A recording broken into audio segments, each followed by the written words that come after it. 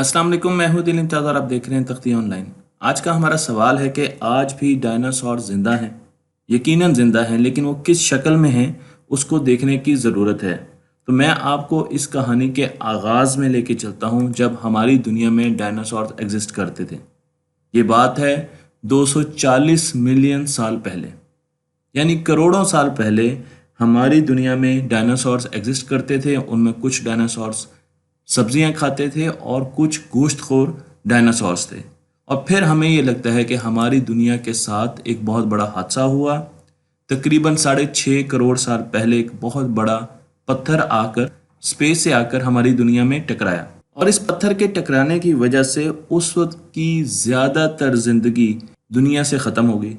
चाहे वो पौधों की बात कर लें या जानवरों की बात कर लें, आज भी इस बड़े पत्थर का इम्पैक्ट हमें नज़र आता है मैक्सिको के पास।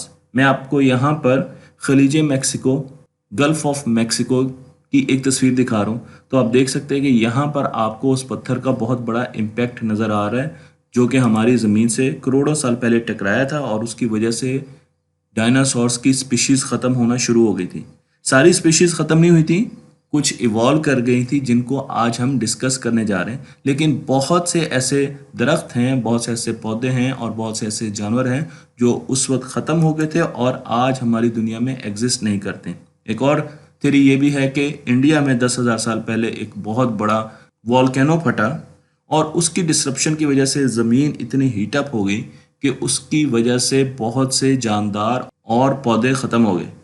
लेकिन इस तहकीक को, इस थ्योरी को ज़्यादा वेटेज नहीं दी जाती, बल्कि जो स्पेस रॉक की थ्योरी है उसको ज़्यादा अब माना जा रहा है।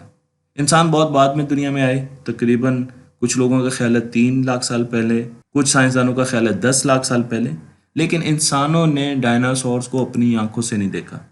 पहली मरतबा हमें डायनासोर्स के होने का एविडेंस 1824 में मिला, जब सर विलियम बकलैंड, जो कि एक इंग्लिश जियोलॉजिस्ट हैं, उन्होंने एक फॉसल को दरियाफ्त किया। आप डायनासोर का एक जबड़ा देख सकते हैं और उसके दांत देख सकते हैं, और उन्होंने अंदाज़ा लगाया कि यहाँ पर हमारी दुनिया में पहले बहुत बड़े बड़े जानवर एग्जिस्ट करते थे। ये फॉसल मेगैलोसॉरस का था, जो कि डायनासोर्स में गोश्तखोर वाक़या हुआ। और उसके बाद हमें बहुत से फॉसल्स मिलना शुरू हो गए और उन फॉसल्स को इकट्ठा कर करके हमने डायनासोर की तस्वीरें बनाना शुरू कर दी, उन्हें अपने म्यूज़ियम में रखा और हमें अंदाज़ा होता गया कि ऐसे बहुत बड़े जानवर एग्जिस्ट करते थे। 1859 में डार्विन ने अपनी किताब ओरिजिन ऑफ स्पीशीज़ को आम किया और उन्होंने बताया कि तमाम जानदार आपस में कनेक्टेड है, लाइफ आपस में कनेक्टेड है और स्पीशीज़ वक्त के साथ साथ बदलती हैं, अपने ट्रेड्स चेंज करती हैं। आप ट्री ऑफ लाइफ लें तो आपको हर स्पीशी एक दूसरे से कनेक्टेड नज़र आएगी। तो आपको जो स्पीशी हज़ारों साल पहले जिसके फॉसल्स मिल रहे हैं, आज वो स्पीशी बिल्कुल मुख्तलिफ शक्ल में नज़र आ सकती है। ये डार्विन का कहना था। डार्विन की इस थ्योरी को बहुत से लोगों ने मानने से इनकार कर दिया, लेकिन चंद सालों के बाद ही हमें एक ऐसा फॉसल मिला जो कि आर्कियोप्टेरिक्स का फॉसल था, 1860 में मिला, जिसने सबको हैरान कर दिया। क्योंकि ये एक परिंदा था, लेकिन ये परिंदा ऐसा था जिसके दांत थे, जिसका स्कल और जिसका स्केलेटन डायनासोर्स की तरह का था, और इसके मुंह में दांत भी थे। तो परिंदे के मुंह में कभी आपने दांत देखे? शार्प दांत, और उसके पंजे भी थे, बोन्स उसकी बड़ी बड़ी थी। तो हमें अंदाज़ा हुआ जब हमने उसको स्केच किया कि ये एक ऐसा परिंदा है जो डायनासोर और परिंदों के बीच में मौजूद है। आप देख सकते हैं इसमें आपको इसके लिम्स भी नज़र आ रहे हैं, आपकी इसकी बोनी टेल नज़र आ रही है, लेकिन आपको फर भी नज़र आ रही है, आपको पर भी नज़र आ रहे हैं। तो इसकी जो इम्प्रेशन बनाया एक आर्टिस्ट ने वो कुछ इस तरीके का था कि यहाँ पर हमें एक परिंदा नज़र आ रहा है जो कि बहुत अरसे पहले हमारी दुनिया में रहता था, जिसके फॉसल्स हमें मिले हैं। तो अब हम अंदाज़ा करना शुरू हो गए थे कि परिंदे डायनासोर से आए हैं और उनके बीच में ये फॉसल हमें मिला है, जिसे आर्कियोप्टेरिक्स का फॉसल कहा जाता है। तो परिंदे किस किस्म के रेप्टाइल से हैं? तो परिंदे रेप्टाइल हैं, ये आपके लिए हैरानी की बात होगी, लेकिन वो कौन सा ग्रुप है रेप्टाइल्स का जिससे परिंदे इवॉल्व किए? कुछ अरसे के बाद हमें और बहुत से फॉसल मिलना शुरू हो गए जो कि टेरोसॉर्स के थे। आपने मूवीज़ में देखा होगा ऐसे डायनासोर जो कि उड़ सकते थे, परिंदों की तरह थे। तो हमें अंदाज़ा हुआ, हमने फ़ौरन सोचा कि हाँ, परिंदे इन्हीं से आए होंगे। पहला शक हमारा ये गुजरा, लेकिन जब हमने इनको गौर से देखा, इनके स्ट्रक्चर को गौर से देखा, इन पर फोरेंसिक रिसर्च की तो हमें अंदाजा हुआ कि एक आम परिंदे के पर के साथ जो हड्डी जुड़ी होती है उसमें 3 डिजिट होते हैं, 3 छोटी हड्डियां होती हैं। आप देखें, ये बड़ी, ये पहली हड्डी, ये दूसरी, ये तीसरी हड्डी है। लेकिन आप आर्कियोप्टेरिक्स को देखें तो वहां पर भी आपको 3 हड्डियां नजर आएंगी। लेकिन जब आप टी सॉर्ट्स को देखते हैं तो वहां पर आपको 4 हड्डियां नजर आती हैं। आप देखें, ये पहली हड्डी, दूसरी हड्डी, तीसरी और एक बड़ी हड्डी है जो कि ये मेम्ब्रेन तक जाती है। ये पूरा इसका फेदर इसके साथ कनेक्टेड है, ये मेम्ब्रेन कनेक्टेड है। तो टी सॉर्ट्स में 4 डिजिट लिम्स होते हैं, जबकि आम परिंदों में 3 डिजिट लिम्स होते हैं, और आर्कियोप्टेरिक्स में भी हमें 3 डिजिट लिम्स मिले। तो उससे हमें अंदाजा हुआ कि टी सॉर्ट्स शायद आर्कियोप्टेरिक्स के बड़ों में से नहीं है, बल्कि ये किसी और चीज से इवॉल्व हुए हैं। तो आप यहाँ पर बैट का विंग देख सकते हैं, तो यहाँ पे आप देख सकते हैं कि यहाँ पर भी लिम्स ज़्यादा है। तो बैट नॉर्मल परिंदों से डिफरेंट है, और इस पर बहुत ज़्यादा रिसर्च होती रही है। कुछ अरसे तक ये समझा जाता था कि टेरोसॉर्स से बैट इवॉल्व हुई है, लेकिन ये थ्योरी भी अब आहिस्ता आहिस्ता गलत साबित हो रही है। तो यहाँ पर बताने का मकसद ये है कि परिंदे टेरोसॉर्स से इवॉल्व नहीं हुए। तो फिर टेरोसॉर्स, इनका अगर फादर नहीं है इस स्पीशी का, आर्कियोप्टेरिक्स का और हमारे आज के परिंदों का, तो फिर इनका फादर, ये स्पीशी कहाँ से इवॉल्व हुई? इसका जवाब देने की कोशिश की थॉमस हक्सले ने, और उन्होंने एक नई स्पीशी को दरियाफ्त किया जिसे कॉम्सोग्नेथिस कहते हैं। ये डायनासोर्स की एक स्पीशी है, और मैं इसको कॉम्सो कहूँगा। तो इसमें 3 डिजिट लिम्स थे जो कि हमें यहाँ पर नज़र आ रहे हैं। इसकी बोन्स हॉलो थी जो कि आज के परिंदों से मिलती जुलती हैं, और इसकी 2 टांगें थी। तो ये काफ़ी ज़्यादा मैच कर रहा है परिंदों से। तो हक्सले का प्रपोजल ये था कि कॉम्सो एक्चुअली पेरेंट है, फादर है आर्कियोप्टेरिक्स का, और आहिस्ता आहिस्ता इवॉल्व हुआ है आर्कियोप्टेरिक्स में, और आर्कियोप्टेरिक्स आहिस्ता आहिस्ता इवॉल्व हुआ है आज के परिंदों में। इसमें फिर साइंसदानों के कुछ खदशात थे, उनमें एक खदशा ये था कि परिंदों की एक स्पेशल बोन होती है जिसे वी या विश बोन कहा जाता है, जो कि मैं आपको यहाँ पर दिखा रहा हूँ, वी की शक्ल की होती है।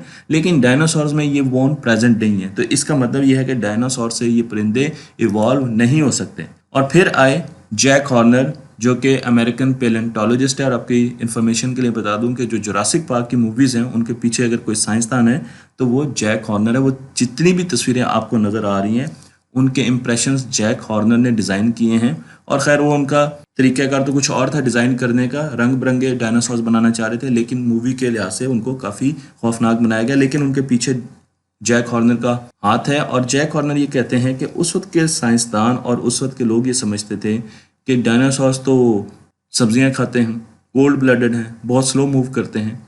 जिस तरह मैं आपको यहाँ पर एक सेरोपॉड दिखा रहा हूँ जो सब्जी खाने वाला बहुत बड़ा डायनासोर्स है, और इनको क्योंकि सब्जियां हजम करनी है तो इनके स्टमक बहुत बड़े होते हैं। और परिंदे तो बहुत तेज़ होते हैं, बहुत शार्प होते हैं और उड़ते हैं, इसलिए इनका आपस में कोई मुआवजा नहीं है। इसलिए लोगों को शुरू शुरू में ये बहुत अजीब लगा।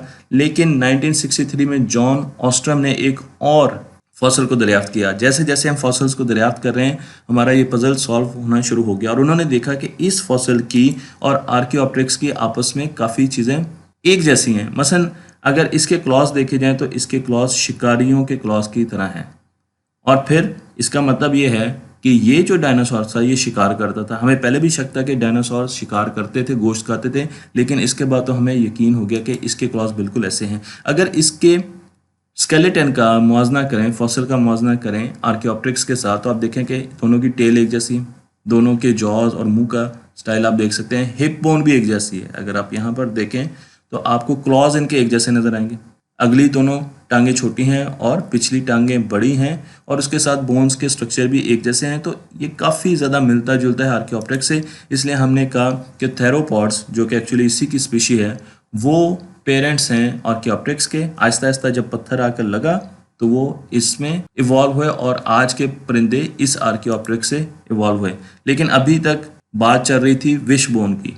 तो आपको ये सुनकर हैरानी होगी कि थेरोपॉड्स के अंदर विश बोन मौजूद होती है। यहाँ पर मैं आपको उनकी विश बोन दिखा रहा हूँ। तो अब परिंदों में विश बोन है और थेरोपॉड्स में भी विश बोन है, जिनको हमने उनके एवोल्यूशनरी पेरेंट्स डिक्लेयर किया है। तो ये चीज़ भी साबित हो रही है। और उसके साथ अगर आप डायनासोर्स के, थेरोपॉड्स के पंजे देखें, क्लॉज देखें, तो आज का एक परिंदा है जिसे एमो कहा जाता है, शुतुरमुर्ग की तरह परिंदा होता है। अगर आप उसके पंजे देखें तो आपको बिल्कुल ऐसे लगेगा जैसे आप थेरोपॉड्स के पंजे देख रहे हैं। तो पंजे काफ़ी ज़्यादा मिलते जुलते हैं। अगर आप चिकन के पंजे भी देखें तो वो भी आपको नज़र आएगा कि इनमें भी आपको मुमासलत नज़र आएगी थेरोपॉड्स की।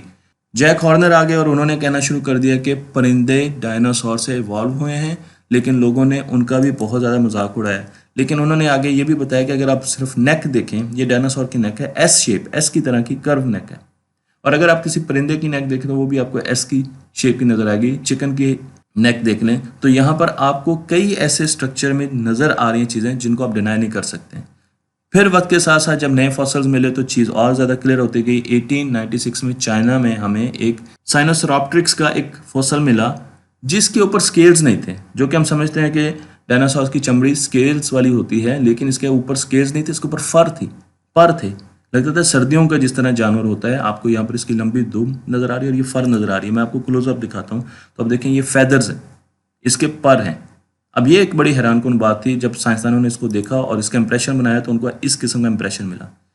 ना तो ये डायनासोर्स था पूरे तरीके से, तो यहाँ पर हमें फर तो नज़र आ गई, तो यहाँ पर हमें फेदर्स भी नज़र आना शुरू हो गए। लेकिन अब सवाल है कि डायनासोर्स के पर आए क्यों? क्या उड़ने के लिए उनके पर आए थे और ऐसा ऐसा वो परिंदों में कन्वर्ट हो गए?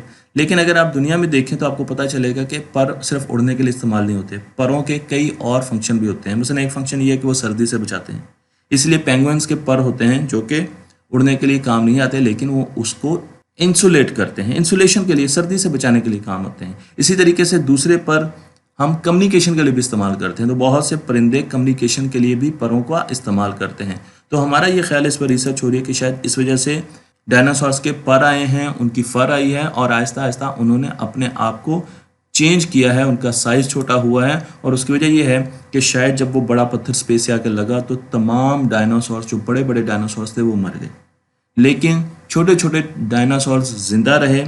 थेरोपॉड्स इवॉल्व कर चुके थे छोटे डायनासोर्स में और उन डायनासोर से आगे ज़िंदगी चली और उसकी वजह से हमें आज बहुत सी मुख्तलिफ़ किस्म के परिंदे नज़र आते हैं।